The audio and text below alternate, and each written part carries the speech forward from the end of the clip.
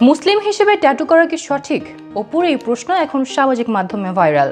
ঢালিউডের জনপ্রিয় চিত্রনায়িকা অপু বিশ্বাস হঠাৎই সামাজিক যোগাযোগ মাধ্যমে ইসলামের ট্যাটু প্রসঙ্গ তুলে ভক্তদের মধ্যে আলোচনা সৃষ্টি করেছেন। 17 ফেব্রুয়ারি নিজের ভেরিফাইড ফেসবুক পেজে লাল ব্যাকগ্রাউন্ডে সাদা অক্ষরে একটি পোস্ট দিয়ে তিনি লেখেন, আব্রাহাম ট্যাটু করতে চাচ্ছে। একজন মুসলিম হিসেবে এটা কি সঠিক? প্লিজ কমেন্ট করবেন।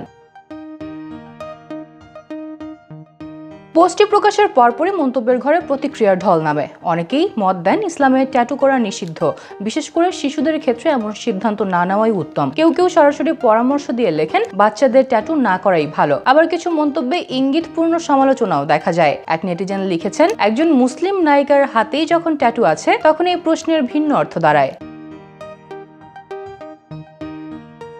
তবে এত আলোচনার মাঝেও অপু নিজের মন্তব্যের ঘরে কোনো প্রতিক্রিয়া জানাননি।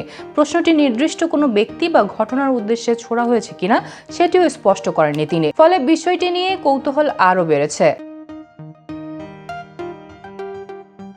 কাজের ব্যস্ততার মধ্যে এই প্রশ্ন তুলেছেন অভিনেত্রী। বর্তমানে তিনি সিক্রেট সিনেমায় আদর আজাদের বিপরীতে এবং দুর্বার সিনেমায় সজলের সঙ্গে অভিনয় করছেন। নতুন 2 সিনেমার শুটিং চলার সময় ধর্মীয় একটি বিষয়ের সামনে এনে ভক্তদের মতামত চাওয়ায় শোবিজ অঙ্গনে নতুন করে আলোচনা শুরু হয়েছে।